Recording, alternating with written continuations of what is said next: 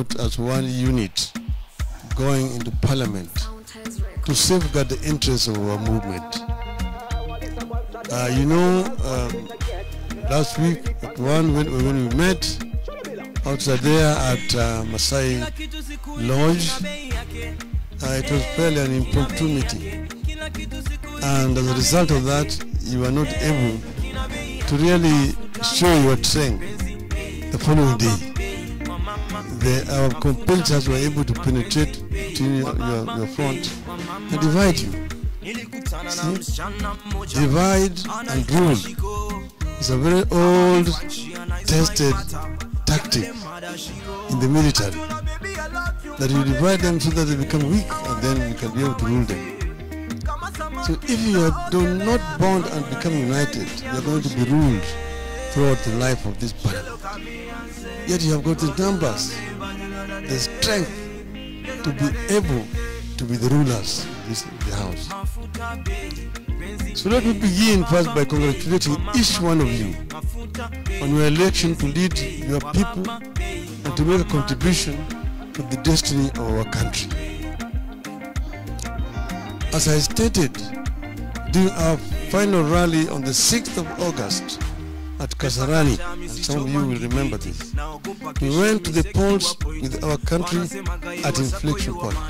I stated then that either something very good will happen or something terrible would happen.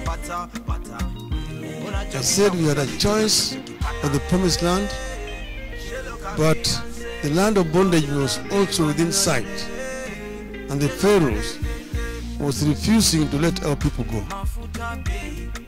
As we gather here, that reality is with us. We have had the worst election since the return of multi-party politics in our country. At the presidential level, it is not possible to tell whether we had elections at all.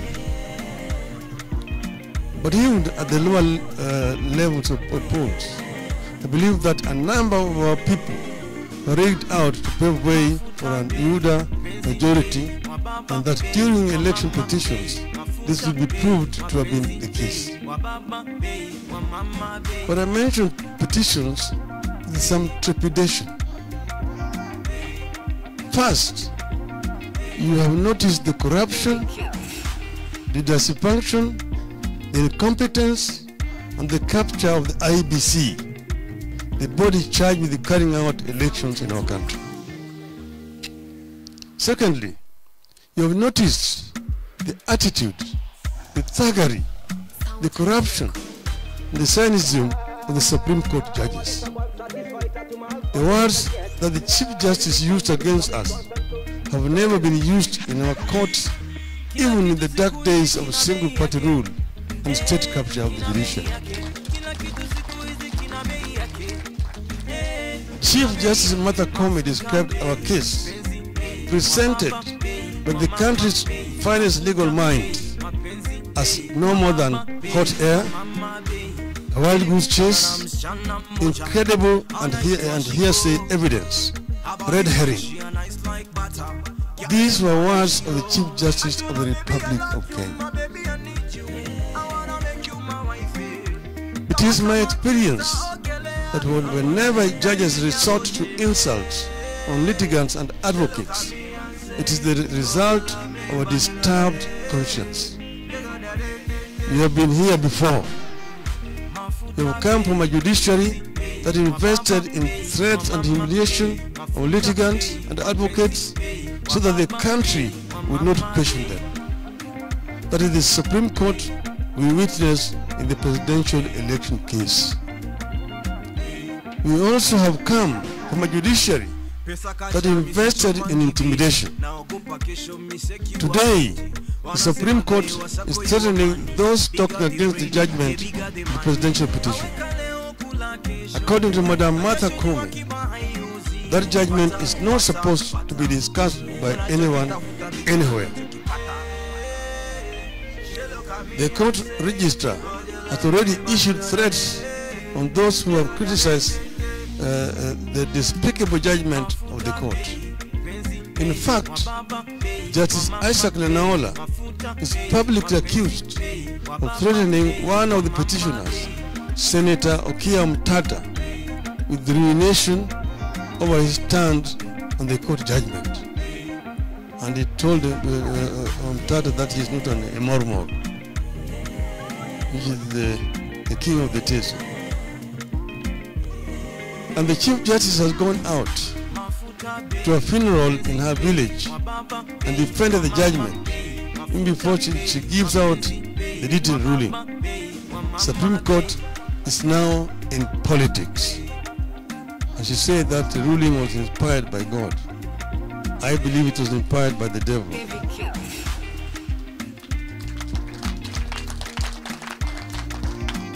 From our history as a country, we know this is an indication of a very disturbed conscience.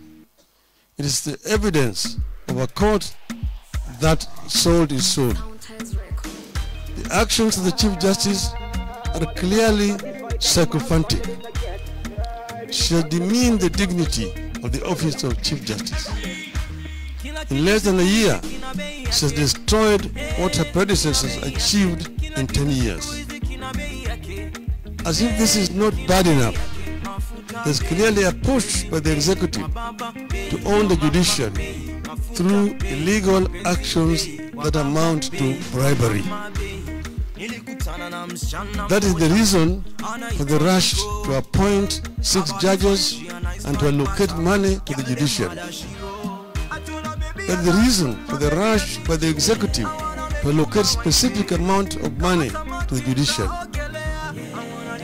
Financial allocation to institutions and state agencies is done by Parliament based on a scrutiny of budget proposals presented by the institutions.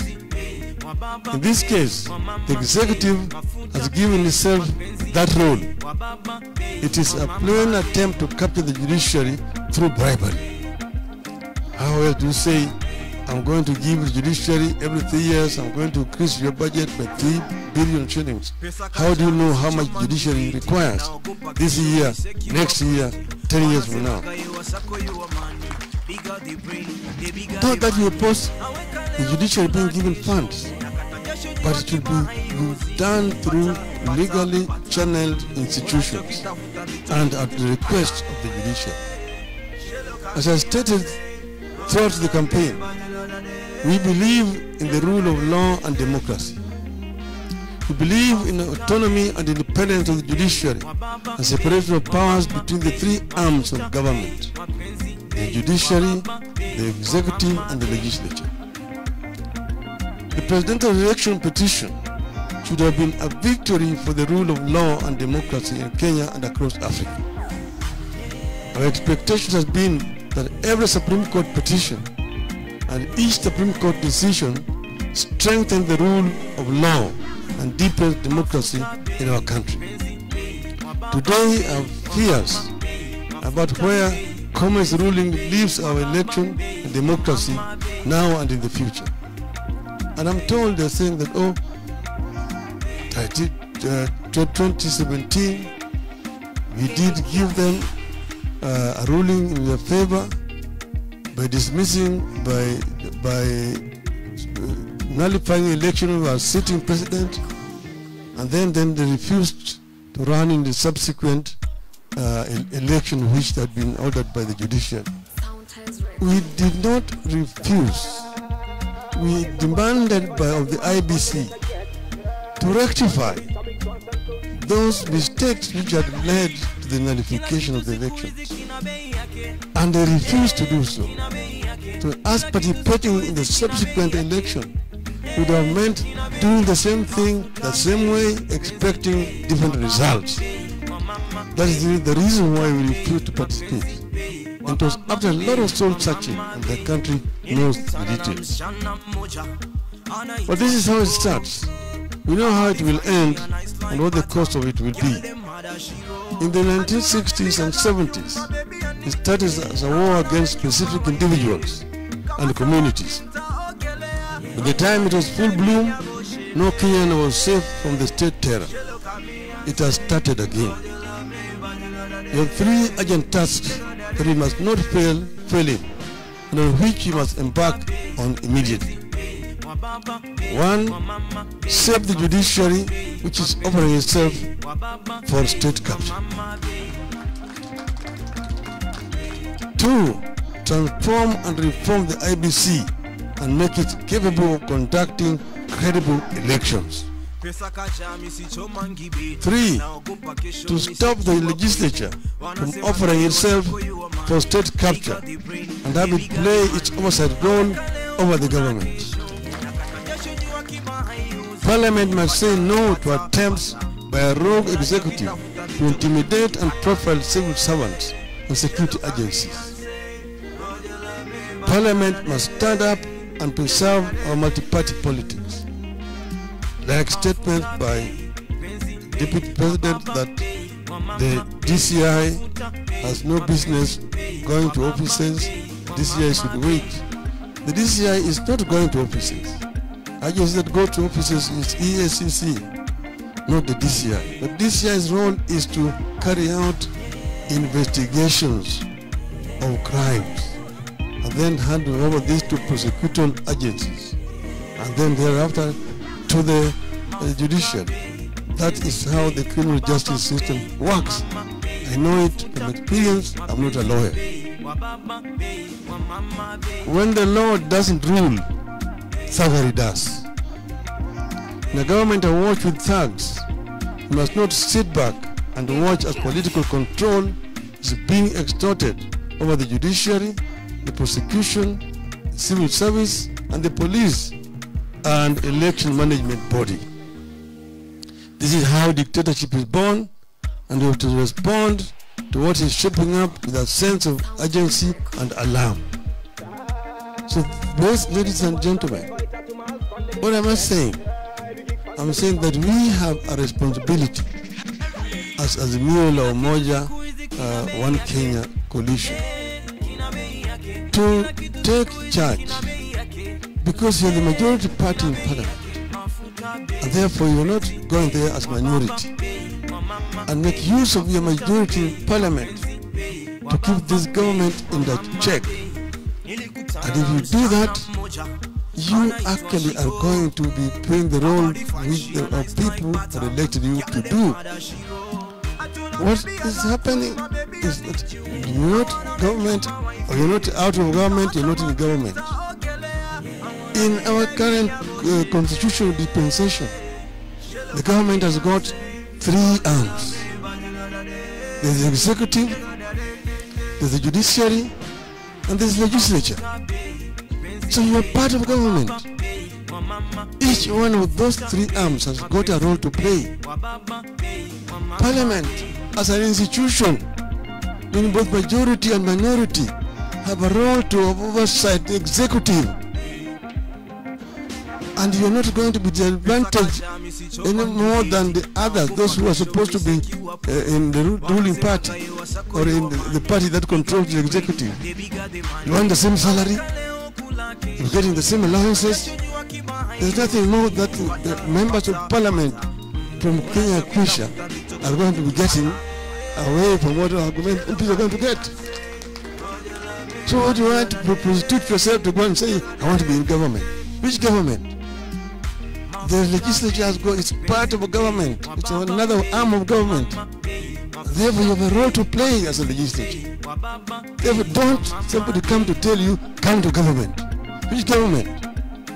Do you want to become a minister in government? Is it going to make you a cabinet minister?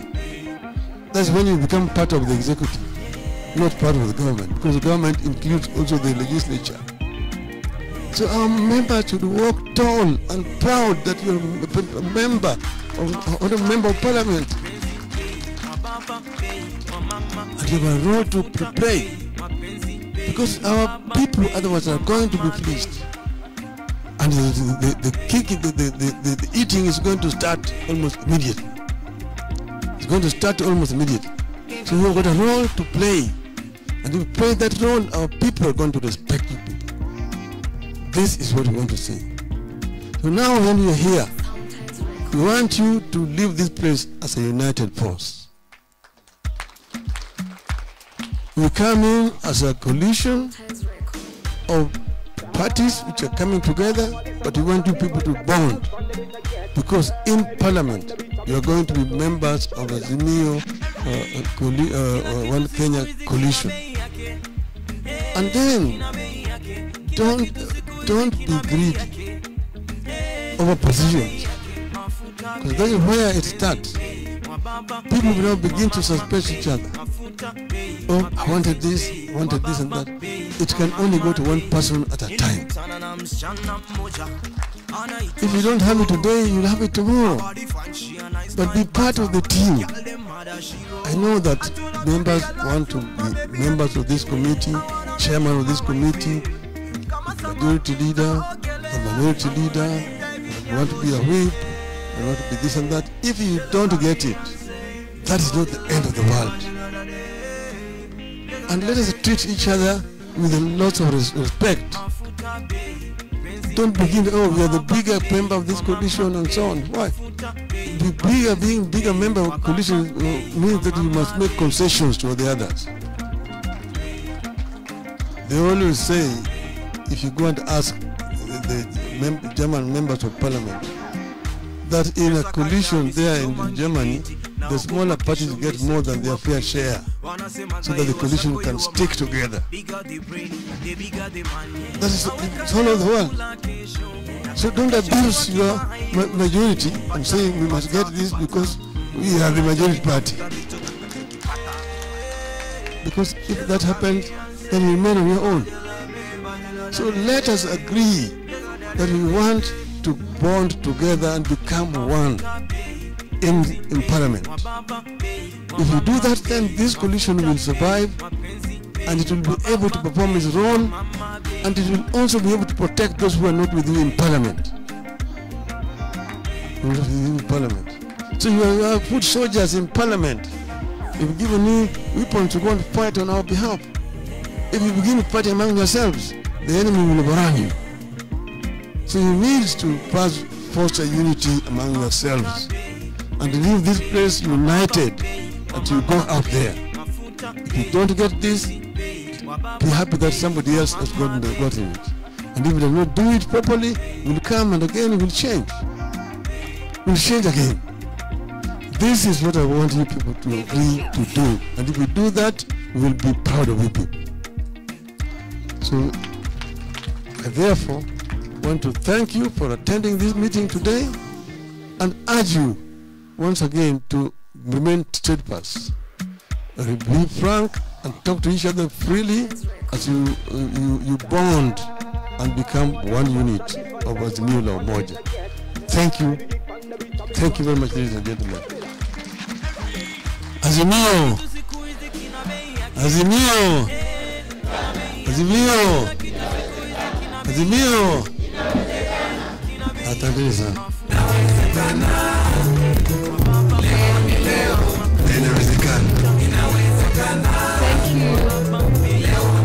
Thank you very much.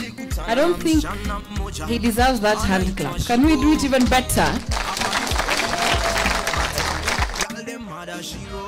I told her, baby, I love you, my baby, I need you. I wanna make you my wife. Kama samakinta ogelea, I wanna live dive in your ocean. She look at me and say, oh, you love me, but you know that day. You know that day.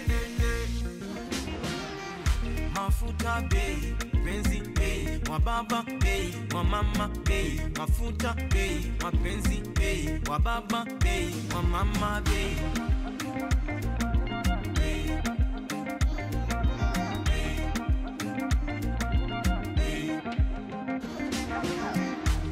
Pesa kacha misichomangi beti, naogopa kesho misekiwa pointi. Wanasema gaye wasako yuwa money, bigger the brain, the bigger the money. Aweka leo kula kesho, nakata jasho jua kiba hayuzi. Pata, unachokitafuta ndicho kakachokipata. She look at me and say, oh, you love me, but you know that day.